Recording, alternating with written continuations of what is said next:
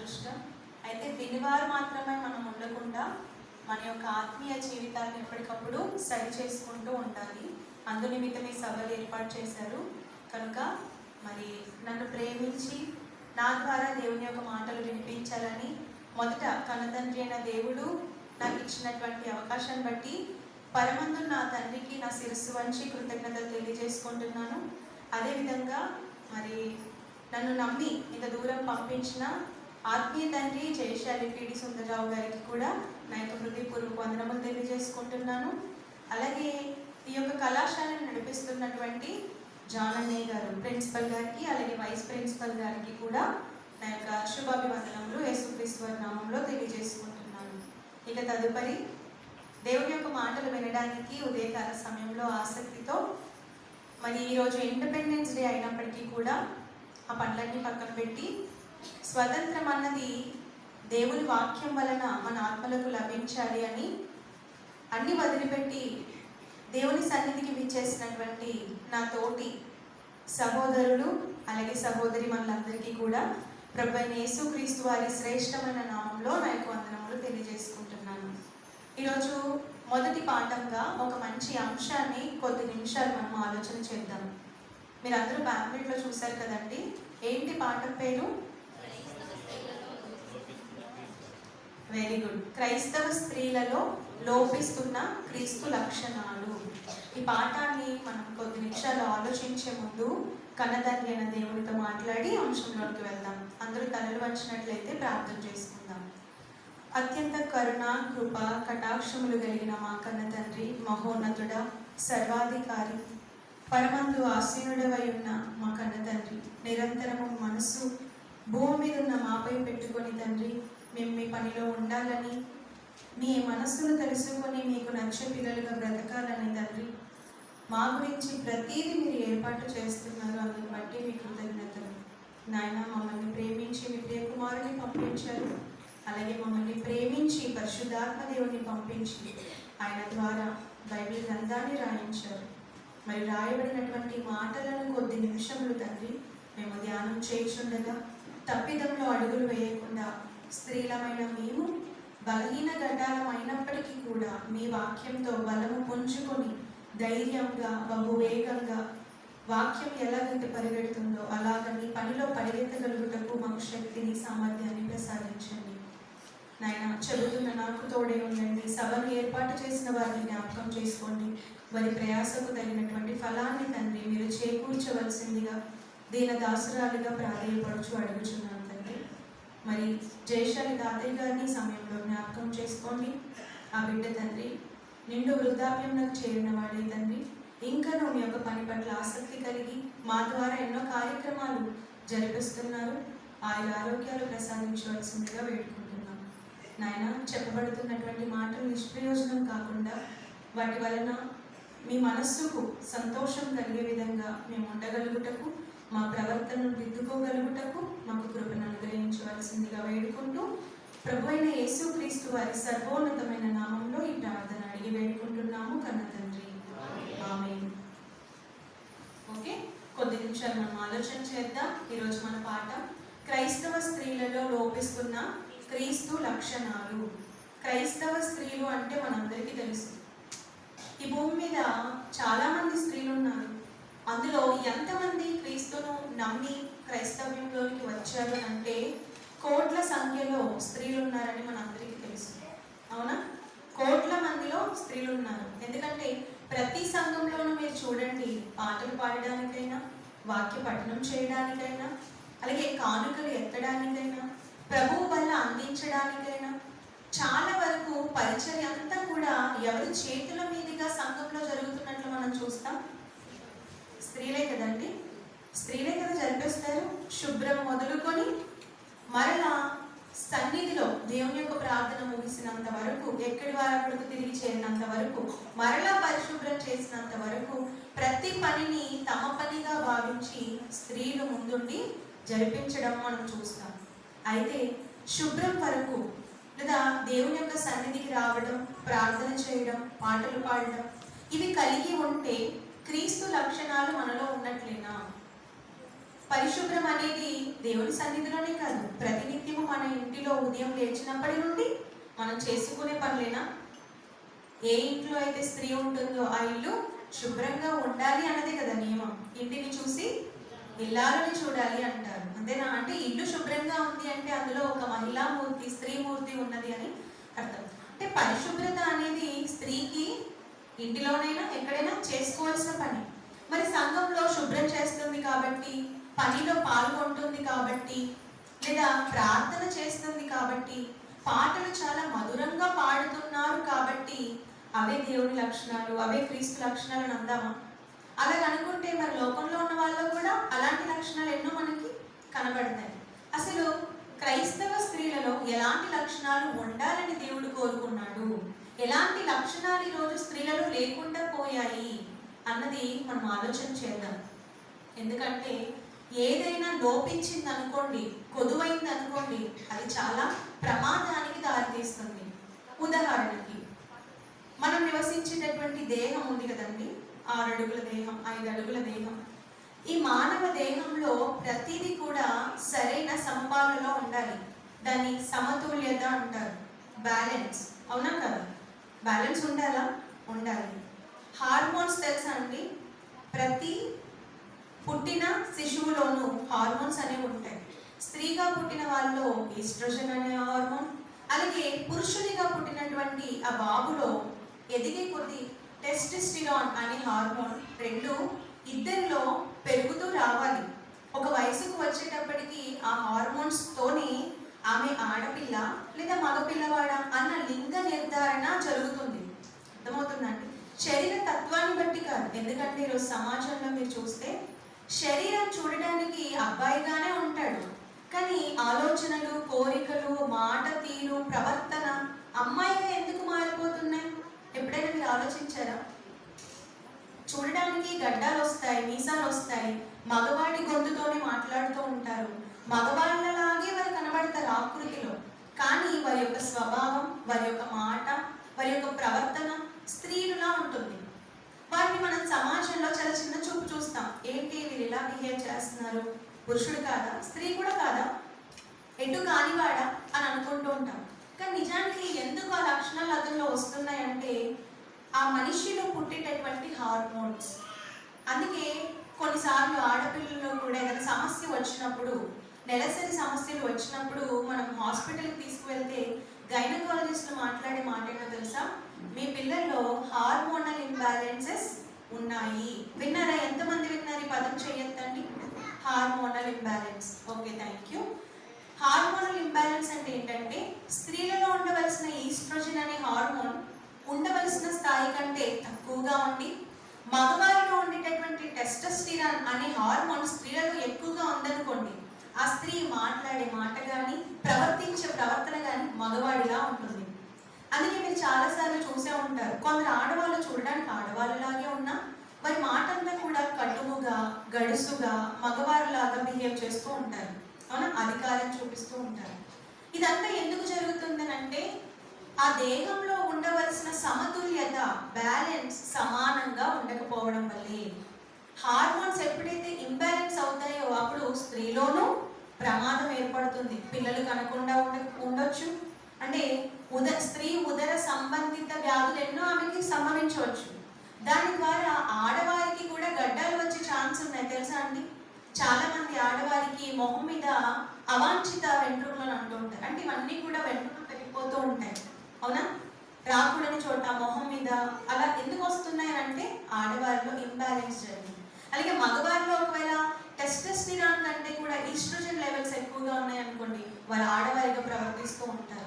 అంటే బాడీలో దేవుడు ఏం పెట్టాడంటే ఒక నియమాన్ని పెట్టాడు, ఒక బ్యాలెన్స్ని పెట్టాడు. అది ఎక్కువైనా తక్కువైనా, ఉండవలసిన దానికంటే తక్కువగా ఉన్నా, లోపిస్తే ఆడవారిలో కొన్ని సమస్యలు, మగవారిలో కొన్ని సమస్యలు తలెత్తుతున్నాయి. దాని వలన భవిష్యత్తులో ఎంత ప్రమాదం జరుగుతుంది ఆలోచించండి. దేవుడు పెట్టినటువంటి స్త్రీ పురుష జన్మకి అర్థం లేకుండా పోతుంది. అవునా కదా? స్త్రీ పురుషుల జన్మ ఎందుకు జరిగింది భూమి మీద అంటే ఆది కాండంలో మనందరికీ తెలుసు. ఆదాము హవ్వలను దేవుడు చేసిన తర్వాత వారి ఇరువురికి దేవుడు ఇచ్చినటువంటి ఆజ్ఞ ఏంటి? మీరు ఫలించి, అభివృద్ధి చెంది, భూమిని నిండించి అని అన్నాడు. ఇప్పుడు ఉండవలసిన సమతుల్యత కానీ హార్మోన్స్ ఉండాలి. లేదు స్త్రీలు ఇంబ్యాలెన్స్ అయిపోయి హార్మోన్స్లో, పురుషుల్లోనూ హార్మోన్స్ ఇంబ్యాలెన్స్ అవుతాయి, మరి పిల్లల్ని కనేది ఎవరు? పురుషులు స్త్రీలు అయిపోతుంటే, స్త్రీలు పురుషులు అయిపోతుంటే పిల్లల్ని కనేది ఎవరు? అవునా? అంటే మానవ పుట్టుకకి అర్థం లేకుండా పోతుందా? ఈరోజు సమాజంలో మనం చూసినట్లయితే సోషల్ మీడియా వచ్చిన తర్వాత ఎంత మంది తెలుసా అండి, ఇవే వార్తలు మనకి ఎక్కువగా అయిపోయాయి. ఎక్కడ చూడండి ట్రాన్స్జెండర్స్ అనే పదం మనం పెట్టుకున్నాం. ఒకప్పుడు మన ముందు తరానికి వెళ్తే ట్రాన్స్జెండర్స్ అంటే ఏంటో మనకు తెలియదు, కానీ ఈ కాలంలో చూడండి చాలా విరివిగా వినబడేటటువంటి పదం అది. ఏంటది? ట్రాన్స్జెండర్ అంటే మగవారు ఆడవారిగా మారడం, ఆడవారు మగవారిగా మారడం, మగవారు ఆడవారిగా మారి మరలా మగవారిని వివాహం చేసుకోవడం, ఆడవారు మగవారిగా మారి మరలా ఆడవారిని వివాహం చేసుకోవడం. నిజంగా ఇది వినడానికి ఎంత దుస్థితిగా మనకు కనబడుతుందండి. దాని వలన పిల్లలు పుట్టే ఛాన్స్ ఉంటుందా అంటే భవిష్యత్తులో? లేదు. అంటే ఒక లోపం ఎంతవరకు దారి తీస్తుందో ఆలోచించండి. ఇదంతా ఎందుకు జరుగుతుందంటే దేవుని వలన జరిగేది కాదు, మనిషి చేసినటువంటి తప్పులకి, మనిషి సృష్టించేటటువంటి కృత్రిమానికి మనిషే బలైపోతున్నాడు. ఒకప్పుడు మన తాత ముత్తాతల కాలంలో చూస్తే భూమి పచ్చదనాన్ని ఇచ్చేది, సారవంతమైన నేలగా మనకు కనిపించేది. కానీ ఈరోజు మీరు చూడండి, త్రాగే పాలు మొదలుకొని, చంటి బిడ్డ తాగే పాలు మొదలుకొని మనం తినే ప్రతి ఆహారం ఏమైపోతుంది? కలుషితం. దానికి వాడే పెస్టిసైడ్స్, అవునా, దానికి వాడేటటువంటి ఎన్నో భయంకరమైన కెమికల్స్, వీటి వల్ల ఆటోమేటిక్గా మనం సరిగా టమాటా తెచ్చుకున్నాం అనుకోండి, సరిగా కడగలేదు అనుకోండి, అది తిన్నప్పుడు దాని మీద ఉండే కెమికల్స్ మన బాడీలోకి వెళ్ళిపోతున్నాయి. అందుకే చంటి పిల్లల్లో, చిన్న పిల్లల్లో త్వరగా మెచ్యూర్ అయిపోవడం మనం చూస్తున్నాం. అవునా? 16వ ఏట 17వ ఏట పిల్లలు ఎదగవలసిన సమయం అయితే ఈరోజు కొన్ని వార్తలు విన్నప్పుడు చాలా ఆశ్చర్యం అనిపిస్తుంది. 8వ ఏట మెచ్యూర్ అవ్వడం ఏంటి? ఇదంతా ఎందుకు జరుగుతుందంటే మనిషి చేసేటటువంటి పొరపాటు, మనిషి కల్పించుకున్నటువంటి కృత్రిమం మీద మనుషులు ఆధారపడడం మొదలు పెట్టారు. మనుషుల్లో లోపాలు ఏర్పడడం ప్రారంభమయ్యాయి. అర్థమవుతుందండి? లోపం వలన జరిగే నష్టం మీరు ఆలోచించాలి, భవిష్యత్తు తరాలకు ఎంత ముప్పుగా మారుతుందో. అలాగే ఇంకొక విషయం చెప్తాను, అదే మన బాడీలో ఎన్నో విటమిన్స్ ఉండాలి. అవునా కదా? మన బాడీలో ఎముకలు పటిష్టంగా దృఢంగా ఉండాలి అంటే ఏముండాలండి? కాల్షియం ఉండాలి. అవునా? ఆడవారిలో 30 దాటిన తర్వాత కాల్షియం తగ్గిపోతుందని రకరకాలైనటువంటి ప్రోడక్ట్స్ని మీరు అడ్వర్టైజ్లో చూపిస్తూ ఉంటారు. నిజానికి అది నిజమా అంటే నిజమే. ఒకనొక కాలంలో 90 ఏళ్ళు వచ్చినా చక్కగా కర్ర లేకుండా నడిచేటటువంటి స్త్రీలు ఈరోజు 30 ఏళ్ళు కూడా రాకుండానే నడుము వంగిపోయి నడుస్తున్నారంటే అర్థం ఏంటి? కాల్షియం లోపిస్తుంది. అవునా? అలాగే ఎంతో మంది రక్తహీనత బారిన పడుతూ ఉంటారు స్త్రీలు. అంటే వాళ్ళు ఏమవుతుంది? రక్తం లోపిస్తుంది, హెమోగ్లోబిన్ తగ్గిపోతుంది, దానివల్ల ఎన్నో రకాలైనటువంటి రోగాలు. అవునా? అంటే మన బాడీలో కూడా ఉండవలసినటువంటి విటమిన్స్, అది విటమిన్ ఏ ఉంటుంది, విటమిన్ బి ఉంటుంది, మళ్ళీ విటమిన్ బిలో B2 అంటారు, B12 అంటారు, బయోటిన్ అంటారు. ఇవన్నీ దేనికి దోహదపడతాయనంటే మన ఎముకలకు, మన యొక్క రక్తం పుట్టించడానికి, మన కంటి చూపుకి, మన శరీరం పొడిబారకుండా ఉండడానికి ఇవన్నీ కూడా దోహదపడతాయి. ఎప్పుడైతే మన శరీరంలో విటమిన్ ఏ తగ్గిపోయింది అనుకోండి, ఉండవలసిన దానికంటే తక్కువ స్థాయిలోకి వెళ్ళిపోయింది అనుకోండి, అప్పుడు పళ్ళల్లో, అంటే మన నోట్లో ఉన్నటువంటి పళ్ళు ఉన్నాయి కదా, వెంటనే విరిగిపోతాయి. ఏ చిన్న దెబ్బ తగిలినా పళ్ళు విరిగిపోతాయి, పటుత్వం కోల్పోతాయి. అలాగే ఎముకల్లో కాల్షియం తగ్గి లేదా దాని యొక్క ఎదుగుదల అనేది ఉండదండి ఎముకల్లో. అలాగే రేచీకటి మీరు విన్నారా? ఒకనొక సమయంలో ఎక్కువ మంది దాని బారిన పడిన వారు ఉన్నారు. ఎందుకు రేచీకటి వస్తుందంటే బాడీలో విటమిన్ ఏ లోపించినప్పుడు మనకి రేచీకటి వచ్చే కూడా ప్రమాదం ఉంది. అలాగే వైటమిన్ బి అంటారు. ఈ బి తగ్గినప్పుడు నరాల బలహీనత ఏర్పడుతూ ఉంటుంది. అలాగే ఒంటి నొప్పులు విపరీతంగా వస్తాయట.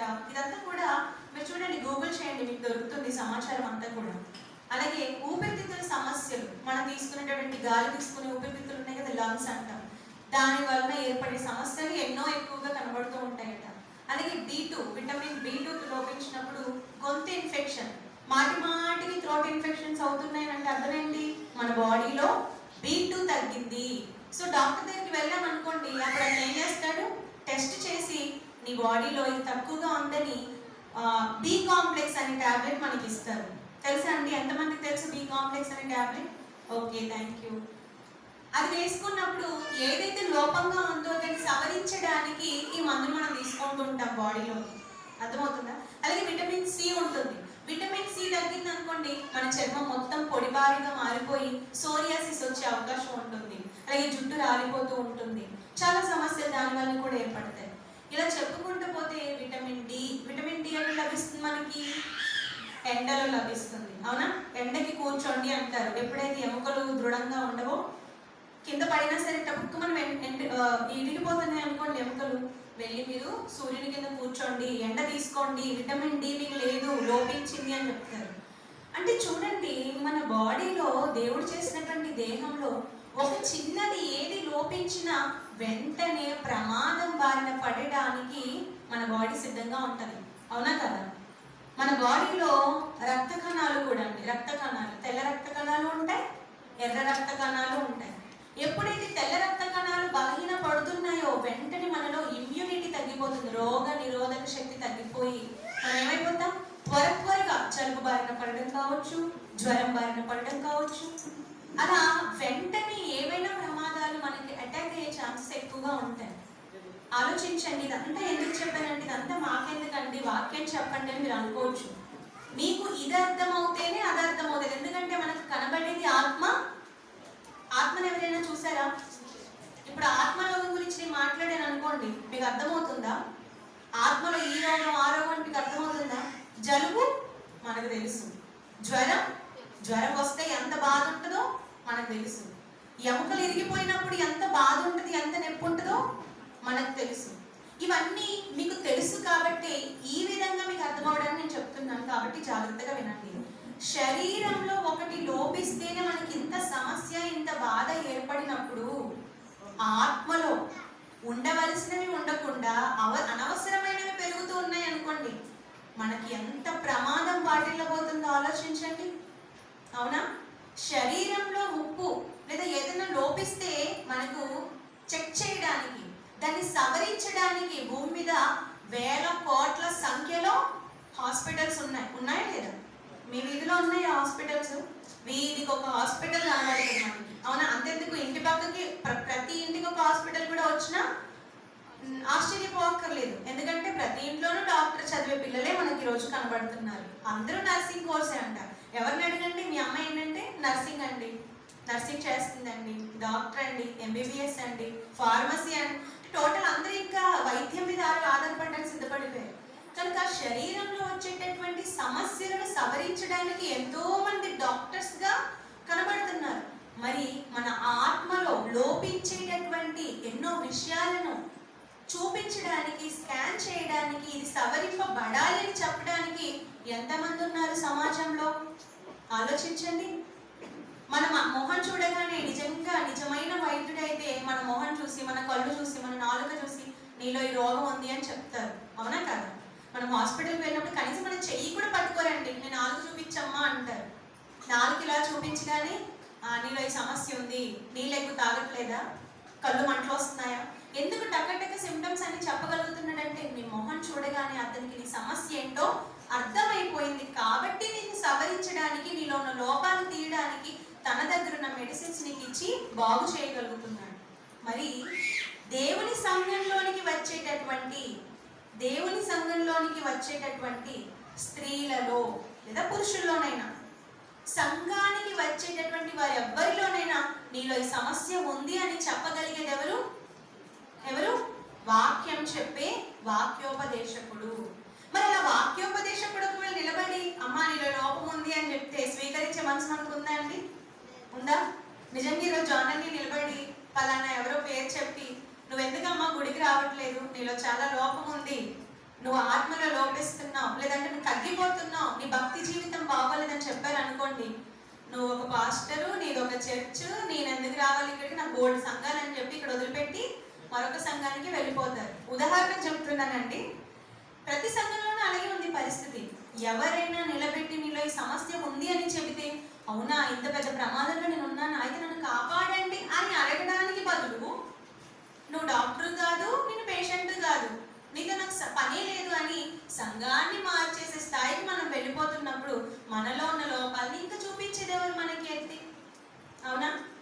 యేసుక్రీస్తు వారు చెప్పారు, పాపాలు ఎత్తి చూపమనలేదు కానీ లోపాలు మాత్రం మనం ఎత్తి చూపాలి, లోపాలను సవరించుకోవాలి కూడా. అవునా కదా? వాక్యపట్నం చదివారు కదా ఇందాక. లోపాలు సవరించుకోవాలా? దేవుడు లోపాలని చూస్తాడా అంటే యోబు గ్రంథంలో యోబు గారు ఏమంటున్నారు చూడండి. యోబు గ్రంథం 10వ అధ్యాయం 13వ వచనం చూడండి. యోబు గ్రంథం 10వ అధ్యాయము 13వ వచనం. అందరూ తెరిచి చూడండి మీ బైబిల్ అని. చదవండి అమ్మా. అయినను నా లోపములను గూర్చి నీవు నీ హృదయంలో ఆలోచించితివి. ఈ అభిప్రాయము నీకు ఉండేనని నేను ఎరుగుదును. ఏమంటున్నాడండి యోబు గారు? అదంతా కూడా దేవునితో మాట్లాడుతూ, నా గురించి దేవా నువ్వేమనుకుంటున్నావు తెలుసా, నా లోపములను నీ హృదయంలో ఆలోచించావు తండ్రి. అంటే భక్తులలో, భక్తిహీనులలో, ఎవరిలోనైనా భూమి మీద ఉన్న వారందరిలో దేవుడు లోపాలను చూస్తాడా? నీలో ఈ లోపం ఉంది, నీలో ఈ లోపం ఉంది అని దేవుడు చూస్తాడా అంటే యోబు గారు అంటారు, దేవుడు లోపాలను చూస్తాడు, వాటి గురించి ఆలోచిస్తాడట. ఏమని ఆలోచిస్తాడు? ఇంకెంతకాలం ఈ లోపాలను నువ్వు సరిదిద్దుకోవు, ఇంకెంతకాలం ఈ లోపంతోనే నువ్వు బ్రతుకుతావు. ఒకవేళ ఈ రోజు నీ ఆయుష్కాలం ముగిసిపోతే, ఈ లోపంతోనే నువ్వు చనిపోతే, భూమి మీద చనిపోయిన ఆత్మ అనేది ఒకటి ఉంది, పరలోకానికి వెళ్తే సంతోషం లేదు, ఆత్మే నరకానికి వెళ్ళిపోతుంది అనుకోండి. బ్రతికింపవలసిన ఆత్మే, అవునా? శరీరము కేవలం బ్రతికింపజేసేది, జీవింపజేసేది ఏమిటి? ఆత్మయే కదా జీవింపజేసేది. జీవింపజేయవలసిన ఆత్మనే మనం నరకానికి తీసుకువెళ్ళి చంపేస్తుంటే ఇక మనం బ్రతికించేది ఎవరు? ఆలోచించండి. కనుక ఆత్మలో లోపాలు ఉండకూడదనే దేవుడు అనుకుంటున్నాడు. ప్రతి మనిషిలో ఉన్న లోపాలను దేవుడు చూస్తూ ఉన్నాడు. ఇంతకీ ఏంటి మనలో ఉన్న లోపం? లోపాలు చేయకుండా ఎవరైనా ఉన్నారా భూమి మీద? లోపము లేని వాడు ఎవరైనా ఉన్నాడా భూమి మీద అంటే ఒక మాట చూడండి. యాకోబు పత్రిక 3వ అధ్యాయం 2వ వచనంలో చెప్తూ యాకోబు గారు అంటున్నారండి. యాకోబు పత్రిక 3వ అధ్యాయము 2వ వచనం. అనేక విషయం, ఒకటి కాదండి, బ్లడ్ లో కాదు, విటమిన్స్ లో కాదు, హార్మోన్స్ లో కాదు, ఇంకేంటి? అనేక విషయములలో మనమందరము తప్పిపోవచ్చున్నాము. ఏం చేస్తున్నామండి? ఎందులో? అనేక విషయాలంటే దేవుడు చెప్పిన ప్రతి దాంట్లో మనం తప్పిపోతున్నాం. దేవుడు మంచి చేయమంటే మనం ఏం చేస్తున్నాం? చెడు. దేవుడు మాట వినమంటే మనం ఏం చేస్తున్నాం? మాట వినట్లేదు. దేవుడు పరలోకానికి రండి అంటే మనం ఏం చేస్తున్నాం? మాకు పరలోకం వద్దు, నరకానికే వెళ్తాం. అంటే నోటితో మనం ఒప్పుకోక అలా అనకపోయినా మన చేష్టలు, మన ప్రవర్తన, మన ఆత్మను దేవుడు చూసినప్పుడు మనం ఎలా కనబడుతున్నామో తెలుసా? దేవుడికి అనేక విషయాలు తప్పిపోయేవారుగానే ఉన్నారటండి. చదవండి ఇంకా. మనము అనేక విషయములలో తప్పిపోవచ్చున్నాము. ఎవడైనను మాట యందు తప్పని ఎడల అట్టివాడు లోపము లేనివాడై తన సర్వ శరీరమును స్వాధీనమందుంచుకొన శక్తి గలవాడు. ఎప్పుడు శక్తి గలవాడు అవుతాడు? తన శరీరాన్ని అంతా స్వాధీనపరుచుకునే శక్తి గలవాడు ఎప్పుడు అవుతాడు అంటే ఇక్కడ దేవుడు చెప్తున్నాడు, ఎవడైనా మాట యందు తప్పని వాడైతే. మాట ఇచ్చి తప్పలేదు అనుకోండి, అప్పుడు మనం ఏమవుతాం? లోపం లేని వారుగా ఉంటాం. మన ఆత్మలో లోపం దేవునికి కనబడకూడదు.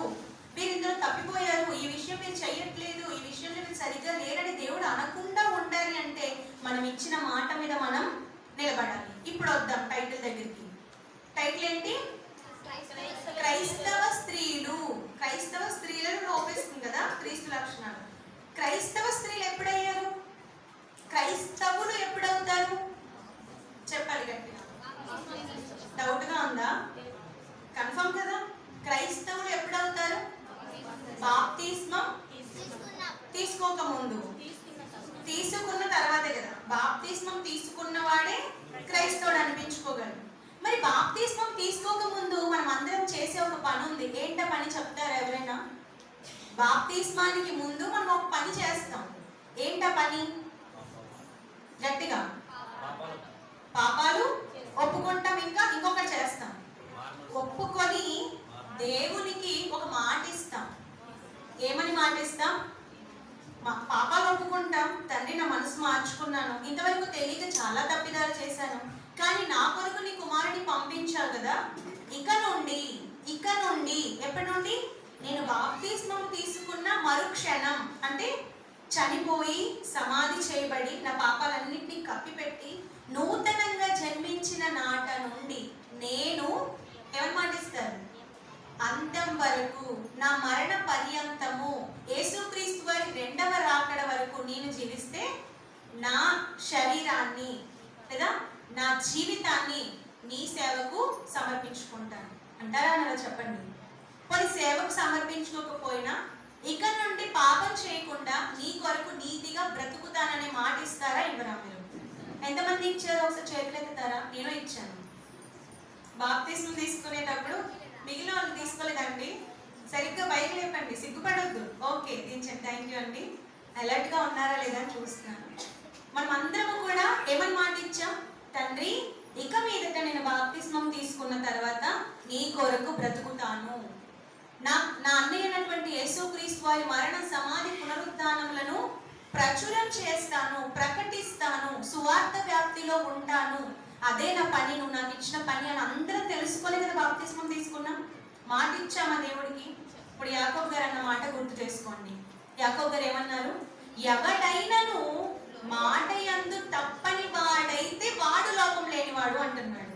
మరి మనమంతా బాప్తిస్మం తీసుకున్నాడు, మాట ఇచ్చాం కదా, ఎంతమంది ఆ మాట మీద ఇప్పటికి స్టిల్ నిలబడి ఉన్నారు? నిలబడి ఉన్నారా? నిలబడి లేరు అని అంటే ఆటోమేటిక్ ఏంటనమాట, మనలో లోపములు ఉన్నాయి. కేవలం ఇక్కడ కూర్చున్న మీ గురించి నేను మాట్లాడట్లేదు, కానీ ప్రపంచవ్యాప్తంగా సుమారు 810 కోట్లు 850 కోట్ల మంది జనాభా అనుకుంటే అందులో సగానికి సగం తీసుకుంటే 400 కోట్లు అనుకోండి తక్కువలో. ఈ 400 కోట్లలో క్రైస్తవులు ఉంటే ఈ క్రైస్తవులు ఎంతమంది స్త్రీలు ఉంటారు? దేవుని నమ్మిన స్త్రీలు, దేవుని విశ్వసించిన స్త్రీలు, బాప్తిస్మం పొందిన స్త్రీలు, వీరందరి గురించి పెట్టిన టైటిల్ అండి ఇది. క్రైస్తవ స్త్రీలలో బాప్తిస్మం తీసుకొని సంఘానికి వస్తూ దేవుని మాటలు వింటూ చందా వేస్తూ ప్రభు బల్లలో చేతులు వేస్తూ ప్రతిదినము దేవునిలో ఉన్నామని చెప్పుకుంటూనే వాళ్ళలో లేనిదేంటో తెలుసా, మాట మీద నిలుగడ ఉందా? ఈరోజు సమాజంలో స్త్రీలలో మాట మీద నిలకడగా ఉన్నారండి. చేసిన పెళ్లి ప్రమాణాల్లో కూడా నిలకడగా ఉండడానికి ట్రై చేస్తారు. ఎన్ని గొడవలు వచ్చినా ఆ రోజు మాట ఇచ్చాను కదా, సమాజం మధ్యలో, సంఘం ఎదుట, నా దేవుని ఎదుట, కనుక నీ మాట తప్పకూడదు, నన్ను అతను వదిలిపెట్టినా నేను మాత్రం వదలనని అక్కడ స్టాండ్ అయిపోతాం మనం. కానీ బాప్తిస్మం దగ్గర నేను మాట ఇచ్చాను, సంఘం ఎదుట, దేవదూతల ఎదుట, పంచభూతాల సాక్షిగా, అవునా, పరిశుద్ధాత్మ సాక్షిగా దేవుని ఎదుట నేను ఇచ్చాను మాట. మరి మాట తప్పుతున్నానా? ప్రతిదినము నేను బాప్తిస్మం తీసుకున్నప్పుడు ఏమని మాట ఇచ్చాను అని ఆలోచన చేసుకునే వారిగా మనం ఉన్నామా? అసలు ఆ మాటే మనకు గుర్తులేదు. ఈరోజు నేను మీకు గుర్తు చేస్తే కానీ మాట మీకు గుర్తులేదు, అవునా కదా? నిజం చెప్పండి, అంతేనా? ఎప్పుడో ఎవరో గుర్తు చేస్తే కానీ ఆ రోజు నా మాట ఇచ్చాను, నిజమే. మీరు బాప్తిస్మం తీసుకున్న రోజు ఒకసారి జ్ఞాపకం చేసుకోండి. ఆ రోజు నిజంగా ఎంత యథార్థతతో, ఎంత భయభక్తులు కలిగి ఆ రోజంతా తెల్లబట్టలు విడిచిపెట్టాం మనం. అందులో మునిగి లేవగానే తెల్లబట్టలు ధరిస్తాం, తెల్ల చీరలు కట్టేసుకుంటాం. ఇక మీద నేను ఎంతే పరిశుద్ధంగా ఉండాలి, నా తండ్రికి ఎంతే పరిశుద్ధత కనిపించాలి అని అనుకుంటాం. వారం రోజులు కూడా భక్తి మనలో ఉండదండి, అవునా కదా? వెంటనే మనం మళ్ళా లోక పద్ధతుల్లోనికి వచ్చేస్తాం. అందుకే తీతు గారికి రాస్తూ వాక్యపట్నం చదువుకున్నాం కదా, ఒకసారి చదువుదామా ఈ సందర్భంలో. తీతుకు రాసినటువంటి పత్రిక అపోస్తలుడైన పౌలు గారు తీతుకు రాస్తూ 2వ అధ్యాయం 2వ వచనంలో ఏమంటున్నారో చూడండి. ఎలాగనగా వృద్ధులు, అపోస్తలుడైన పౌలు గారు తీతుకు రాసిన పత్రిక 2వ అధ్యాయం 2వ వచనంలో ఎలాగనగానే చదువుతానండి. ఎలాగనగా వృద్ధులు మితానుభవం గలవారును, మాన్యులను, స్వస్థ బుద్ధి గలవారును, విశ్వాస ప్రేమ సహనముల యందు లోపము లేని వారై ఉండవలెను. విశ్వాసం, ప్రేమ, సహనం, వీటిలో ఏముండకూడదటండి? లోపం ఉండకూడదు. బాప్తిస్మం తీసుకున్నాడు, ఈ 3 మనకు ఉన్నాయా లేదా?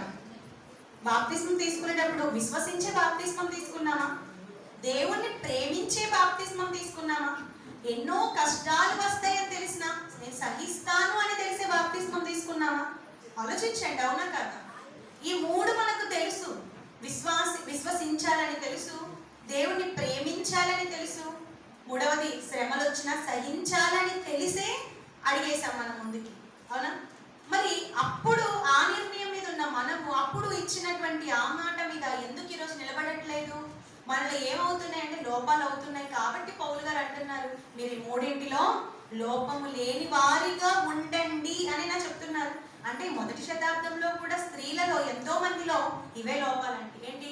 విశ్వాసం ఉండదు, ప్రేమ ఉండదు, బయటికి అబ్బా ఎంత విశ్వాసం కలిగిన స్త్రీ అని అనిపించుకుంటారు. ఆ పాఠం మీరు చివరిగా విందురు కానీ, వీరవనితలు ఉన్నారు కదా, విశ్వాస వీరవనితల్లో పాఠం విందామని.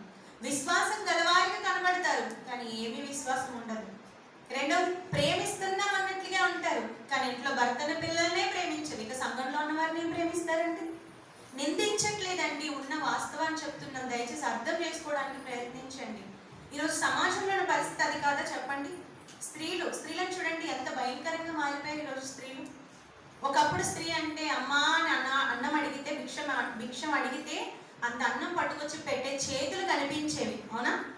ఈరోజు అమ్మ అని అడగండి, పోవయ్యా మా ఇంట్లోనే బోర్డు సమస్యలతో అడుగుతుంటే నువ్వేంటి మధ్యలో అమ్మా అని వచ్చావు అంటే ఒకనాడు పెట్టే చేతులు ఈరోజు ఏమైపోయాయి అంటే ఎక్కడ దొరికినా అక్కడ లాగేసుకోవాలి, ఎక్కడ చిన్న ఛాన్స్ దొరికినా నాకే కావాలి. స్వార్థం పెరిగిపోయింది.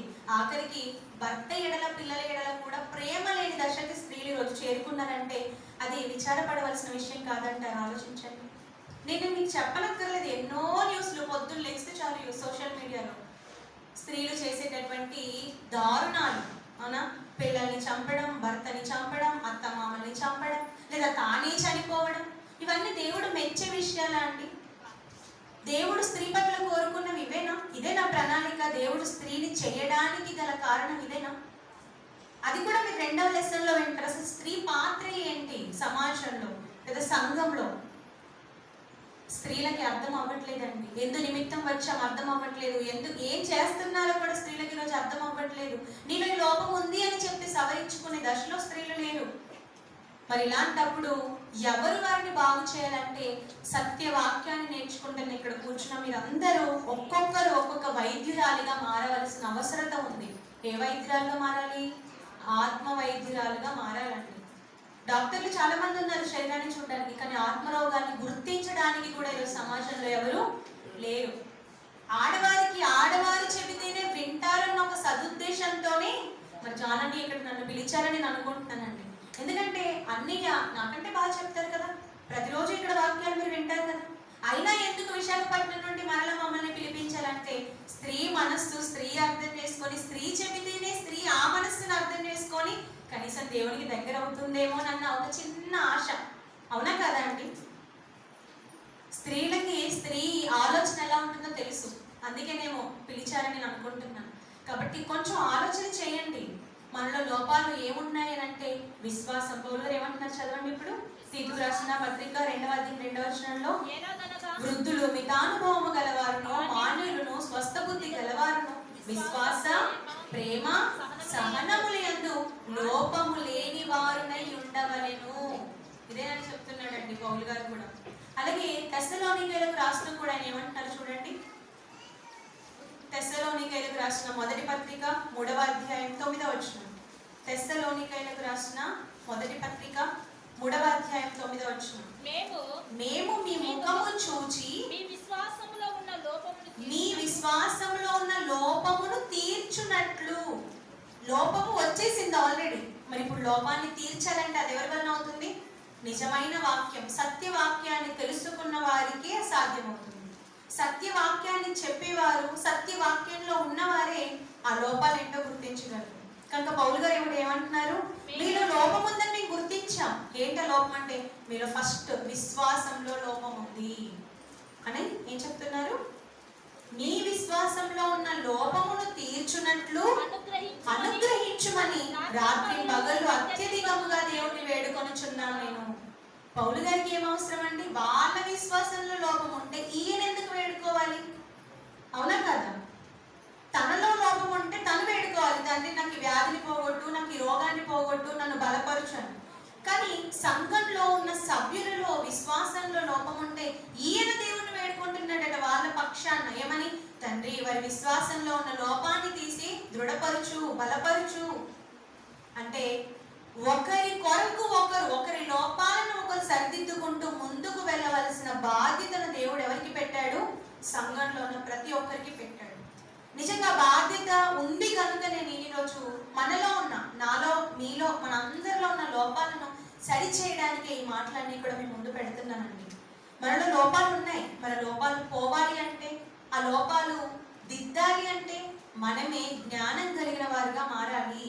లేదంటే క్రీస్తు లక్షణాలు ఏంటో కూడా తెలియకుండా మనమంతా కూడా ఎవరి సంబంధం అవుతామో తెలుసా? అపవాది సంబంధం అవుతాం. అపవాదికి ఏముందన్నాడు? యోహాను సువార్త 8వ అధ్యాయం 44వ వచనం మీరు ఎన్నోసార్లు చదువుకొని ఉంటారు.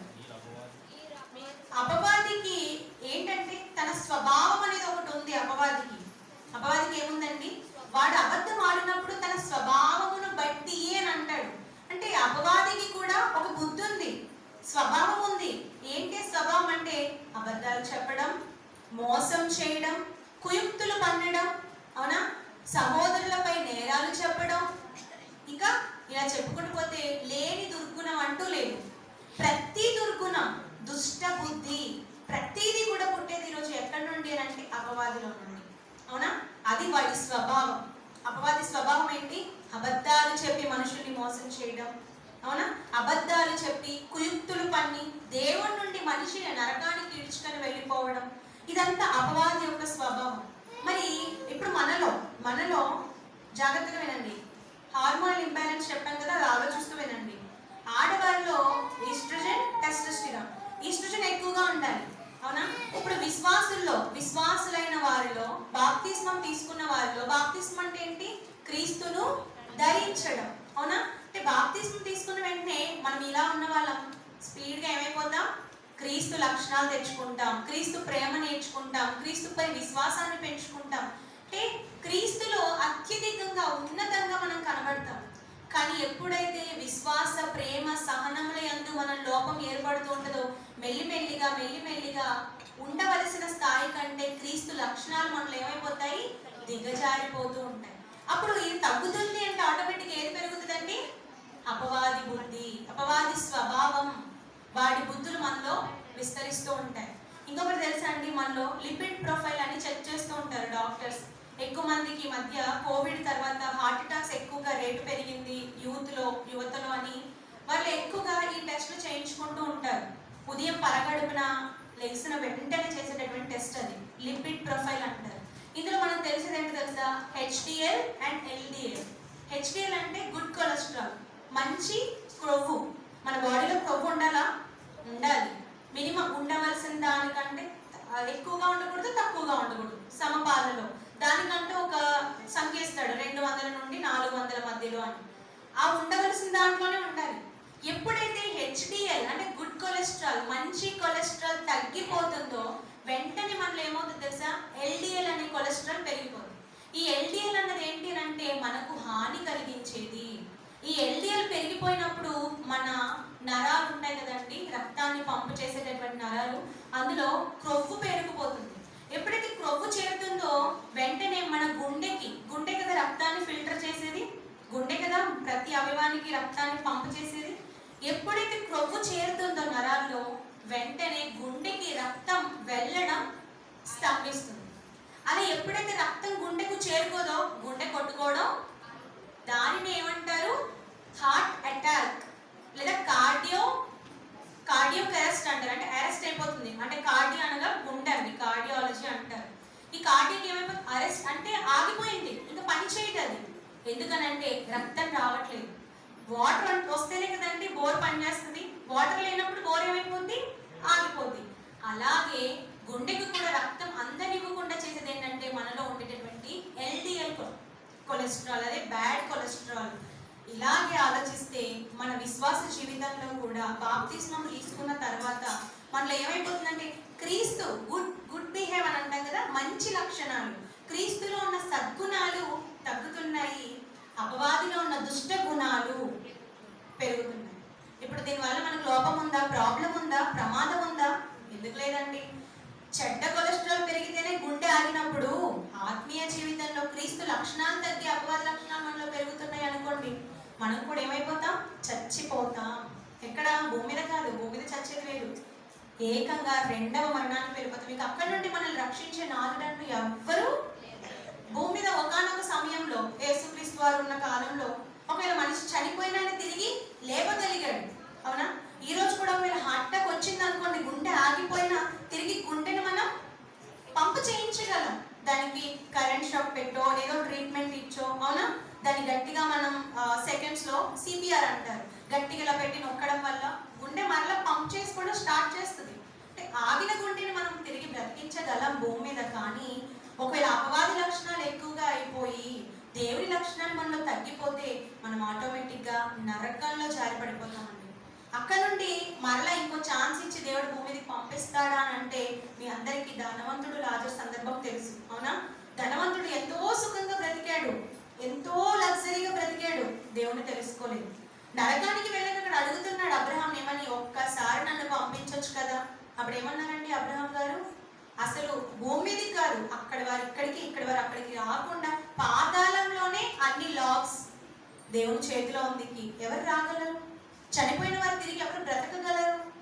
ఆత్మీయ నరకానికి వెళ్తే తిరిగి దాన్ని ఎవరు దక్కించుకోగలరు అని అంటే అది అసంభవం. కాబట్టి భూమి మీద ఆయుష్కాలం ఉండగానే మనలో ఉన్న లోపాలని మనం ఇమ్మీడియట్ గా సరిదిద్దుకోవాలి. అందుకే తిమోతి గారు కూడా రాస్తూ వారిలో ఉన్న లోపములను దిద్ది అని అంటాడు. లోపాలను ఏం చేయాలండి? దిద్దాలి. దిద్దడం అంటే మనకి ఏం గుర్తుకొస్తుంది? అక్షరాలు దిద్దడం కదండి. చిన్నప్పుడు మీ పిల్లల్ని స్కూల్కి పంపిస్తారు కదా, స్కూల్కి పంపించినప్పుడు చక్కగా టీచర్ పలక మీద ఆ అని రాస్తారు. అది వాడు అలా రాయకుండా ఇష్టం వచ్చినట్టుగా గీస్తాడు అనుకోండి, మీరు ఏం చేస్తారు?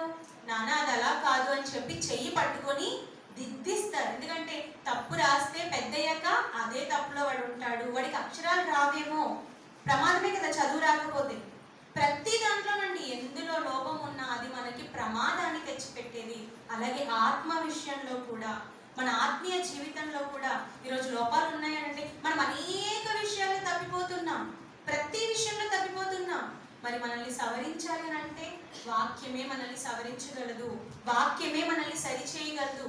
మరి మనలో ఏ లక్షణాలు కోల్పోతున్నాం అంటే ఇప్పుడు మీరు విన్నారు కదా, విశ్వాసము, ప్రేమ, సహనం, ఈ మూడింట్లో మనం లోపంగా కనబడుతున్నామండి దేవుడికి.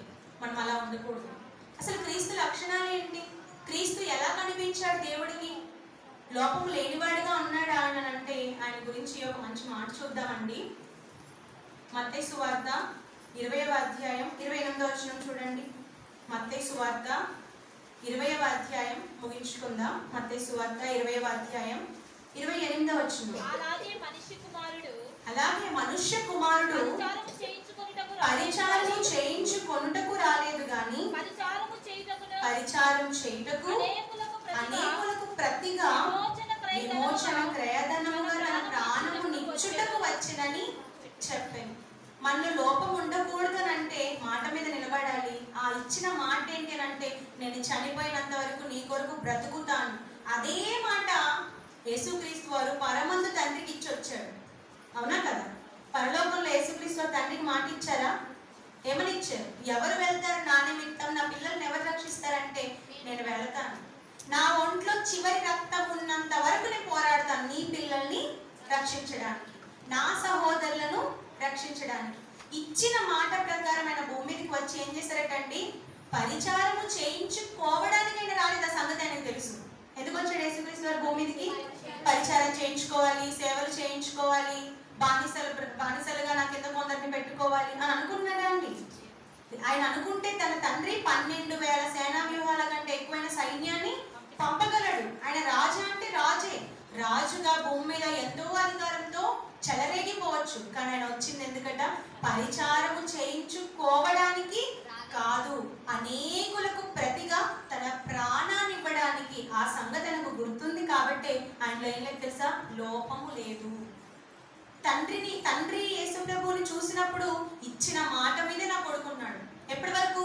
తన ఒంట్లో చివరి రక్తపు బొట్టు సిలువపై కారినంత వరకు, తన ప్రాణము ఇంకా అప్పగిస్తున్నాను తండ్రి అని అన్నంత వరకు అదే మాట మీద నిలబడి ఉన్నాడా యేసు ప్రభు వారు? మన యొక్క అన్నయ్య. ఆయన లక్షణాలకి తెలుసు, మనం ధరించుకోవాలి. పౌలు గారు ఏమన్నారు? నేను క్రీస్తును పోలి నడుచుకున్న ప్రకారం, కొరింథీయులకు రాసిన మొదటి పత్రిక 11వ అధ్యాయం 1వ వచనంలో ఆయన చెప్తూ, నేను క్రీస్తును పోలి నడుచుకున్న ప్రకారం మీరు నన్ను పోలి నడుచుకోండి అని అంటాడు. క్రీస్తును పోలి మనం నడుచుకోవాలని మాదిరిగా క్రీస్తును దేవుడు భూమి మీదకి పంపిస్తే మరి ఆయనను చూసిన మనం ఏం నేర్చుకుంటున్నాం? మాట ఇచ్చేవారుగా ఉన్నామా? అనురాగ రహితులుగా ఉన్నామా? మాట తప్పేవారుగా ఉన్నామా? మనం మాట తప్పేవారుగా ఉన్నామనుకోండి, క్రీస్తు లక్షణాలు మనలో ఎక్కడ ఉంటాయి? క్రీస్తు అలాంటి వాడు కాదు. మాట ఇచ్చాడంటే చేస్తాడు. మాట ఇచ్చాడు కాబట్టి తండ్రికి ప్రాణాన్ని పెట్టాడు. మరి మనము క్రీస్తుకి తండ్రికి మాట ఇచ్చాం కదా, మా ప్రాణాలు కూడా పెడతామని. మీరు పెట్టగలుగుతున్నారండి? ప్రాణం పెట్టాలంటే మొదట మనలో ఉండాల్సింది ఎంత తెలుసా? ప్రేమ ఉండాలండి. ప్రేమ ఉందా? ప్రాణం పెట్టే అంత ప్రేమ ఉందా? ఒక పూట భోజనం పెట్టే అంత ప్రేమ మనకుందా? ఆ ప్రేమ మనలో లేదనుకోండి, మనం లోపం లేని వారిగా ఉంటాం. విశ్వాసం ఉందా మనలో? నిజంగా యేసుక్రీస్తు తండ్రిని ఎంత నమ్మాడనంటే, తండ్రి నా ప్రాణాన్ని, నా ఆత్మని నీ చేతికి అప్పగించుచున్నాను అన్నంత వరకు తండ్రి మీద అసలు విశ్వాసం ఏమాత్రం తగ్గించుకోలేదండి ఆయన. అవునా?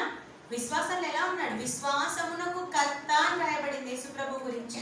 ఆయన ఎవరటండి? హెబ్రీ పత్రిక 12వ అధ్యాయం 3వ వచనంలో అంటాడు, విశ్వాసమునకు కర్తయగు యేసు వైపు చూచుచు.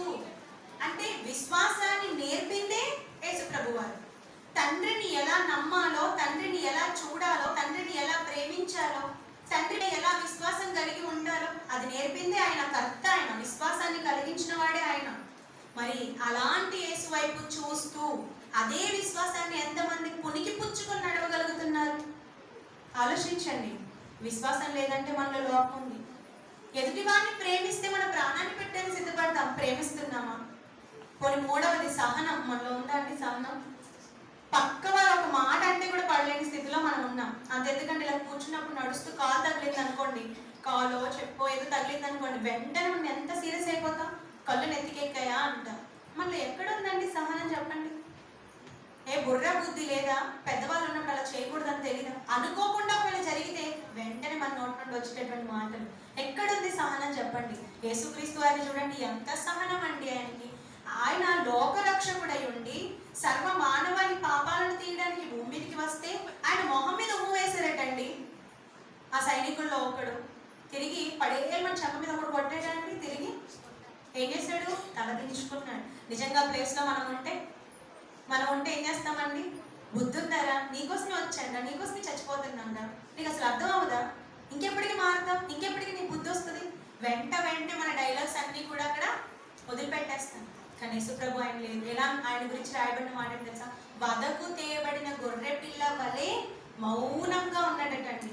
అంత మౌనం మనం వహించుకొని సహనాన్ని చూపించగలుగుతున్నామా? మరి క్రీస్తులోని లక్షణాలు ఏమండి మనలో?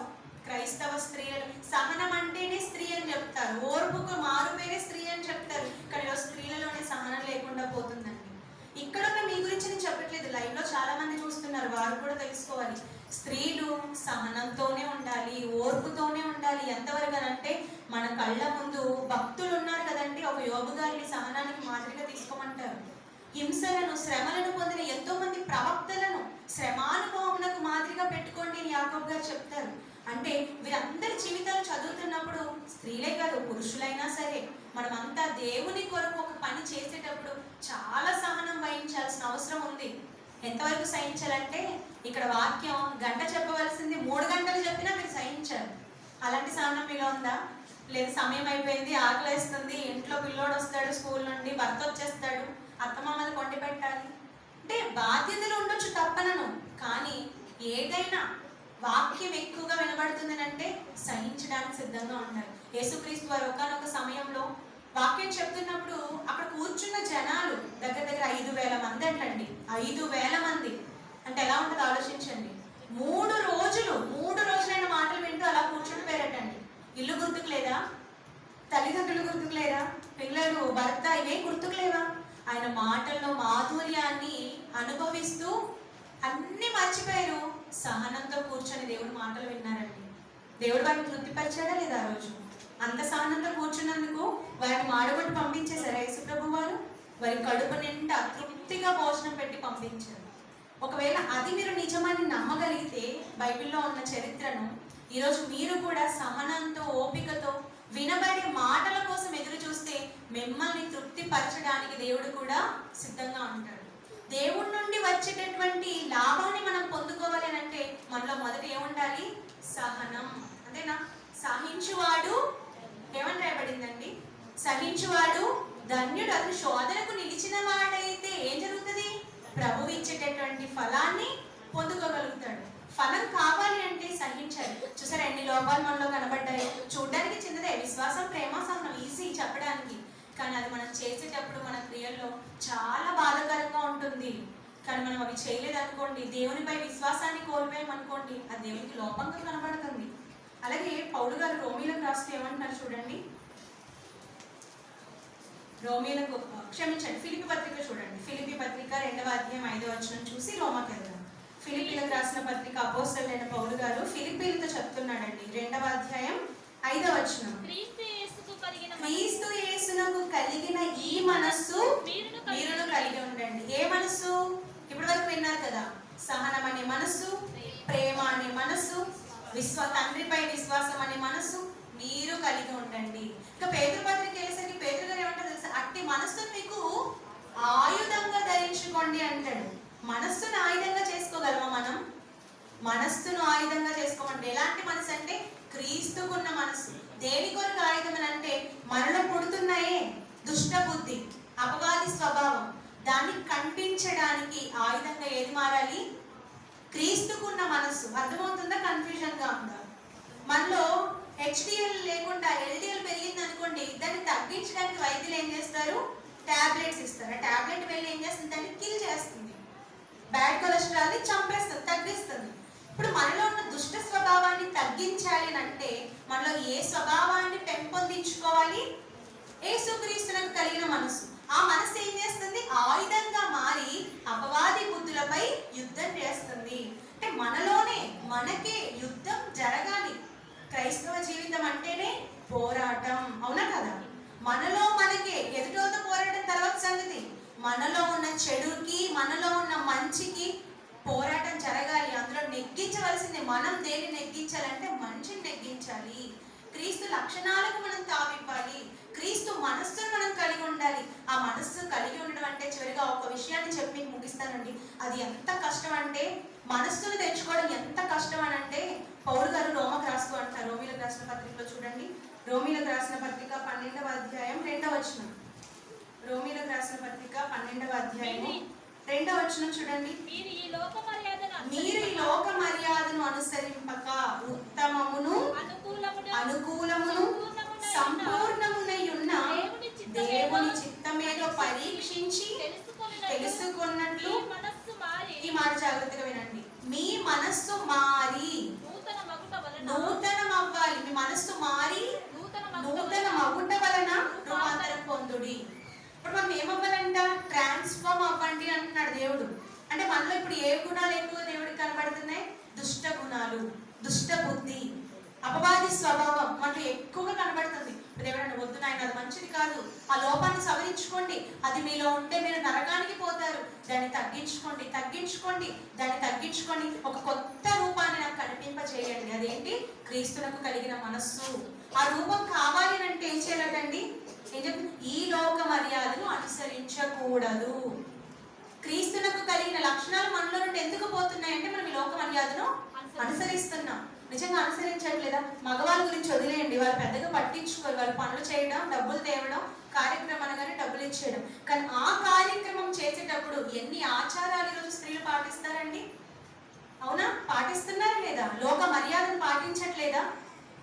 ఒక పిల్ల మెచ్యూర్ అయిన మొదలుకొని మరల పెళ్ళైనంత, పెళ్ళేంటని పిల్లలు పుట్టినంత వరకు, అవునా? ఇంట్లో ఆడపిల్ల పెద్దదైన తర్వాత ఆ పిల్లకు పెళ్ళైనప్పుడు ఆ పిల్ల మరల పిల్లని కన్నంత వరకు ఎన్ని ఆచారాలను అంటేనండి, ముట్ట అంటారు, కడ అంటారు, అవునా? నిజంగా పెద్ద మనిషి అయినప్పుడు పిల్లలు తీసుకెళ్ళి ఏం చేస్తారంటే మూలం కూర్చోబెడతారు. అది ఎవరి ఆచారం? అది తనకి శ్రమనివ్వకుండా ప్రశాంతతనివ్వడం మంచిదే, రిలాక్స్ గా ఉంచడం మంచిదే. నువ్వు ముట్టుకోకూడదు, నువ్వు నాకు తాకకూడదు అని అంటున్నావంటే అర్థం ఏంటి? లోక మర్యాదనే మీరు అనుసరిస్తున్నారు. పెళ్లిలో చూడండి, పెళ్లి కొడుకును చేసిన తర్వాత పెళ్లి కొడుకు బయటకు వెళ్ళకూడదంట, గుమ్మం దాటకూడదంట. ఎవరి ఆచారం ఇది? మరి యేసుక్రీస్తు వారు పెళ్లి కుమారుడు అని కదా రాయబడింది. యేసుక్రీస్తు వారు ఎవరు? గొర్రె పిల్ల, పెళ్లి కుమారుడైన ఆయన. మరి ఆయన ఎందుకు పరలోకానికి వెళ్తున్నాడు? భూమి మీదకి వచ్చాడు, భూమి నుండి మరల పరలోకానికి వెళ్ళాడు. అవునా? పెళ్లి కుమారుడు కోరికి కదా పెళ్లి కుమార్తె ఈరోజు మనం సిద్ధమయ్యాం. మరి మనం ఎందుకు సమాజంలోనికి వెళ్ళి సువార్త ప్రకటిస్తున్నాం? పెళ్లి కూతురు చేసిన తర్వాత గడప దాటకూడదు, పెళ్లి కొడుకులు చేసిన తర్వాత గడప దాటకూడదు. ఇకపోతే కాన్పు జరిగిన తర్వాత 21 రోజుల వరకు బయట ఎవరు కూడా రాకూడదు. అది ముట్ట అవుతుందంట, అంట అవుతుందంట. పిల్లోడికి ఏమో చెప్తారండి, ఇంకా చాలా విన్నాను నేను. ఇవన్నీ జరుగుతాయి. నిజంగా ఇవన్నీ పాటించేది ఎవరో తెలుసా? అన్యులు, లోకంలో ఉన్నవారు అనుకుంటే పొరపాటు. వాళ్ళను చూసి ఆ లోక మర్యాదను ఈరోజు ఎవరు అవలంబిస్తున్నారు తెలుసా?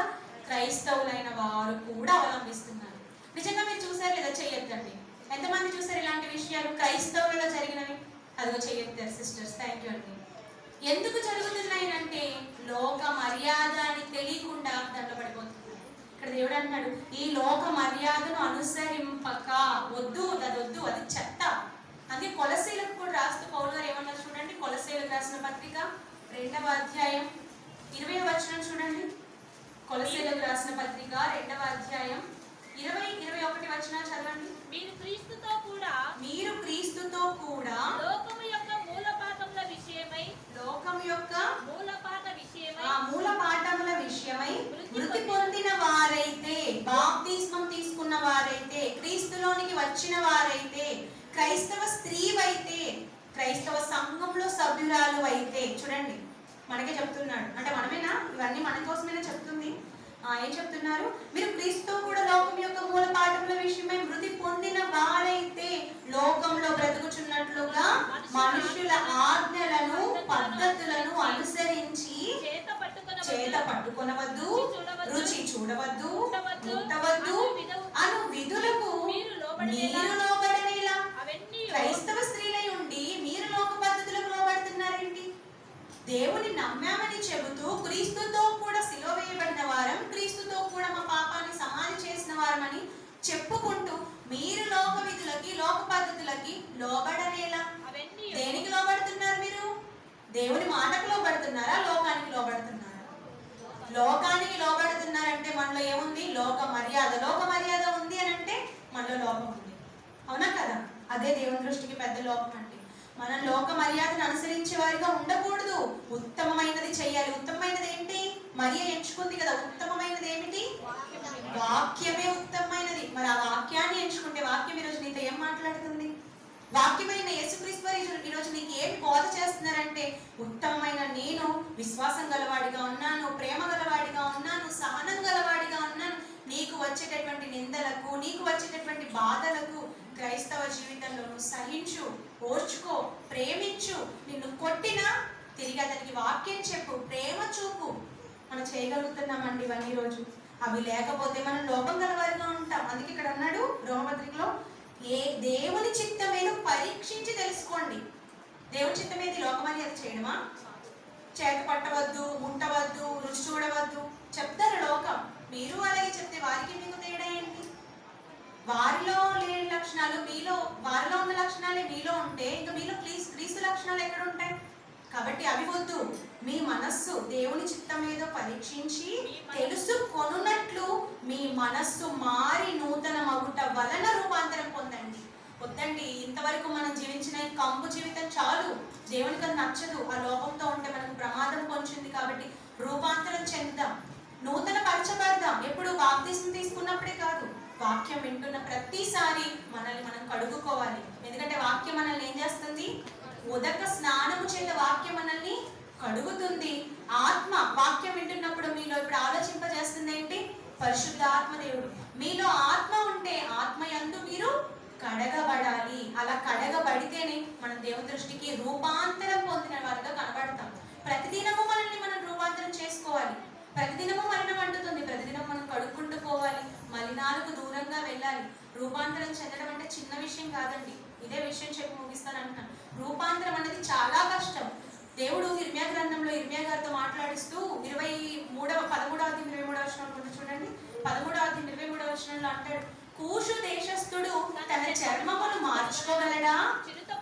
చూడండి, కూషు అంటే ఏంటనుకున్నారు? ఇథియోపియా, ఆఫ్రికా ఖండం.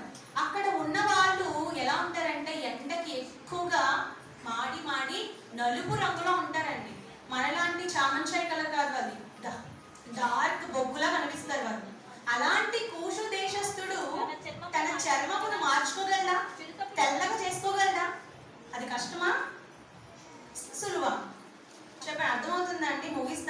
లాస్ట్ మాట చెప్పి ముగిస్తాను, జాగ్రత్తగా వినండి.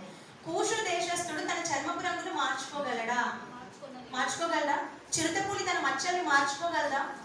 అది జరిగితే మీరు కూడా ఏమంటున్నాడు అక్కడ? కీడు చేయటకు అలవాటు పడి కీడు చేయటకు అలవాటు పడిన మీరు కూడా మేలు చేయ వల్ల పడును. జరుగుతుందా జరగదా అంటే జరుగుతుందండి. కూషు దేశస్థుడు తన చర్మాన్ని మార్చుకోగలడు. ఎలా మార్చుకున్నాడు తెలుసా? మీ అందరికి మైకేల్ జాక్సన్ తెలుసా? పేరు విన్నారు? ఎంతమంది పేరు విన్నారంటే చేయొద్దండి. నిద్ర వస్తుందా? మైకేల్ జాక్సన్ పేరు విన్నారా? అది ఎవరతను? డాన్సర్ కదా, మంచి డాన్సర్ అని ఒకప్పుడు పేరు పొందినవాడు, కానీ అన్ని కూడా పూర్తి స్టెప్లు. అలాంటి వాడు ఎలా ఉండేవాడు మొదటనంటే, అతన్ని కూడా ఆఫ్రికాయే, చాలా నలుపు రంగులో ఉండేవాడు. కానీ ఇప్పుడు ఒకవేళ మైకేల్ జాక్సన్ అని అది గూగుల్లో కానీ యూట్యూబ్లో కానీ మీరు సెర్చ్ చేసి చూడండి, అతని బొమ్మ మీకు ఎలా కనబడుతుందో తెలుసా? అతని వీడియోలు ఎలా ఉంటాడు తెలుసా? తెల్లగా కనబడతాడు. చూసారా? ఎంతమంది చూసారు? తెలుపు రంగులో ఉన్న మైకేల్ జాక్సన్ తెచ్చండి. నలుపుగా ఉన్న అతను తెలుపు రంగులోకి ఎలా మారాడనంటే అది సామాన్యమైన విషయం కాదండి.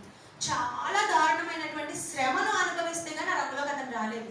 ఎందుకంటే ఈరోజు మనందరికీ తెలుసు, సోషల్ మీడియా వచ్చిన తర్వాత ఎన్నో రకాలైనటువంటి hormonal injections, treatments, surgeries. Face surgery చేస్తారా? ముక్కు బాగాలేదని, పళ్ళు బాగాలేవని, కళ్ళు బాగాలేవని, బుగ్గలు బాగాలేవని, అవునా, దవడ సాగిపోయిందని ఎన్నో సర్జరీలు చేస్తున్నారు. అలాగే మైకేల్ జాక్సన్ కూడా తన చర్మాన్ని తెలుపులోకి తెచ్చుకోవడానికి